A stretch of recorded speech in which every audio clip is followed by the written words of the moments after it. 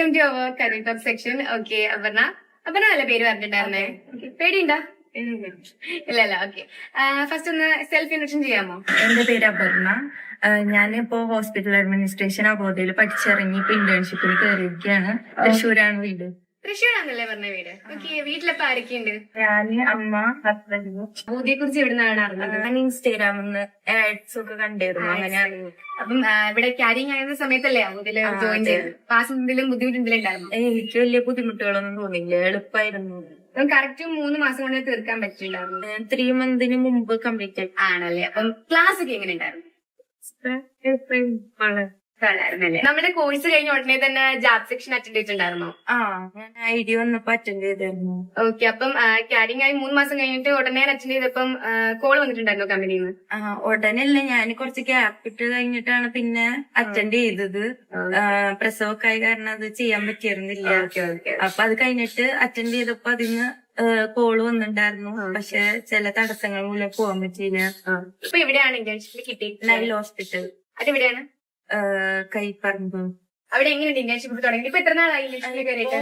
ഒരു 20 days ആയിട്ടുണ്ടാവും. Night shift ഒക്കെ ഉണ്ട്? ഇല്ല. ഓക്കെ, ജോബിന് ചെന്ന് കയറിയിട്ട് ഇപ്പൊ 20 days ഐഡിയ. അപ്പം ഫസ്റ്റിൽ ചെന്ന് കയറിയപ്പോ അവിടെ കൊളീഗ്സ് ഒക്കെ എങ്ങനെ സപ്പോർട്ടീവ് ആയിരുന്നു? ആദ്യമൊക്കെ കുറച്ച് പൊരുത്തപ്പെടാൻ ബുദ്ധിമുട്ടുകൾ ഉണ്ടായിരുന്നു. കാരണം ഞാൻ ആദ്യമായിട്ടായിരുന്നല്ലോ ആ ഒരു ഫീൽഡിൽ. എങ്ങനെ ആൾക്കാർ റിയാക്ട് ചെയ്യാന്നൊന്നും എനിക്ക് അറിയില്ലായിരുന്നു. പിന്നെ പോകെ എല്ലാവരും നല്ല സപ്പോർട്ടീവ് ആയിരുന്നു.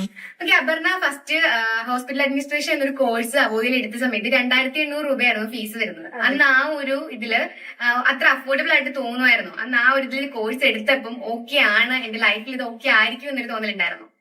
അന്ന് ഉണ്ടായിരുന്നില്ല. കാരണം അത്രയും എന്താ പറയാ, എത്ര കാശുള്ളൂ അങ്ങനെ ഒരു ചോദിച്ചിട്ടുണ്ടായിരുന്നു നമുക്ക് ആദ്യം മനസ്സിലേക്ക് വരിക. പിന്നെ കുറെ സെർച്ച് ചെയ്ത് ഓരോരുത്തരോട് ചോദിച്ചും എന്നിട്ടാണ് ഗൂഗിളിലൊക്കെ സെർച്ച് ചെയ്ത് നോക്കിയാണോ എന്നൊക്കെ നോക്കിയിട്ട് നമ്മളത് തെരഞ്ഞെടുത്തിട്ടുള്ളൂ. എന്ന് വിചാരിച്ചില്ല 2800 രൂപയ്ക്ക് ഇതുവരെ എത്താൻ പറ്റുന്ന വിചാരിച്ചില്ല. BBA ഏവിയേഷൻ അല്ലേ എടുത്തിട്ടുണ്ടായിരുന്നത്? അപ്പൊ ആ ഒരു ഇതിനകത്ത് ഇപ്പം ഹോസ്പിറ്റൽ അഡ്മിനിസ്ട്രേഷൻ ഉള്ള കോഴ്സ് അബോധയിൽ എടുക്കാം, അല്ലെങ്കിൽ അതുമായിട്ടൊരു ബന്ധമില്ലാത്തൊരു കോഴ്സ് ആണെന്ന് പറഞ്ഞല്ലോ. അപ്പൊ അങ്ങനെ ഒരു കോഴ്സ് എടുക്കണമെന്ന് എന്താണ് തോന്നിയത്? ഞാൻ ഡിഗ്രി ഡ്രോപ്പ് ചെയ്തിരിക്കുന്ന ശേഷമാണ് എന്താ പഠിക്കാൻ വേണ്ടിയിട്ട് എന്തെങ്കിലും ഡിപ്ലോമ സെർച്ച് ചെയ്തിരുന്നത്. അങ്ങനെയാണ് ഞാൻ അബോധയെ പറ്റി അറിയുന്നത്. ഗൂഗിളിലാണെങ്കിലും ഇൻസ്റ്റാഗ്രാമിലൊക്കെ ആഡൊക്കെ കണ്ടപ്പോഴാണ് ഞാൻ അങ്ങനെ ഇതില് ജോയിൻ ആവാൻ താല്പര്യപ്പെടുന്നത്. അങ്ങനെ നോക്കിയപ്പോഴാണ് യൂട്യൂബിലൊക്കെ കൂടുതൽ കണ്ടത് ഞാൻ ഹോസ്പിറ്റൽ അഡ്മിനിസ്ട്രേഷനെ കുറിച്ചിട്ടാണ്. അങ്ങനെയാണ് ഞാൻ അബോധയിൽ ചേരുന്നത്. ഓക്കെ, അബോധയിൽ 40ഓളം കോഴ്സുകളുണ്ട്. അപ്പം പുതിയ കോഴ്സുകളിൽ പുതിയ ബാച്ചുകൾ ഇപ്പം വന്നുകൊണ്ടിരിക്കുകയാണ്. പുതിയ സ്റ്റുഡൻസ് വരുമ്പം അപർണയുടെ എക്സ്പീരിയൻസും അവരെന്തായാലും കാണും. അപ്പൊ പുതിയ സ്റ്റുഡൻസിനോട് അപർണയ്ക്ക് എന്തായിരിക്കും പറയേണ്ടത്? എന്റെ എക്സ്പീരിയൻസ് എന്താന്ന് വെച്ച് കഴിഞ്ഞാൽ, ഇപ്പൊ ഓൺലൈൻ എഡ്യൂക്കേഷൻ പ്രൊമോട്ട് ചെയ്യുന്ന ഈ കാലത്തില് നമുക്ക് എളുപ്പത്തില് ഓൺലൈനായി തന്നെ നമുക്ക് വേണ്ട കോഴ്സ് നമുക്ക് തെരഞ്ഞെടുത്ത് പഠിക്കാവുന്നതാണ്. സ്റ്റുഡൻസിന് മാത്രമല്ല, നമുക്ക് വീട്ടിലിരിക്കുന്ന വെറുതെ ഇരിക്കുന്ന വുമൻസിനായാലും മാരീഡ് ആയവർക്കായാലും വെറുതെ ഇരിക്കുന്നതിനേക്കാൾ നല്ലൊരു ഓപ്ഷനാണ് നമുക്ക് ഇതിലൊരു കോഴ്സ് പഠിച്ച് നമുക്കൊരു വരുമാനം കിട്ടുക എന്നുള്ളത്. അതിനൊരു എളുപ്പ വഴിയാണ് അബോധ.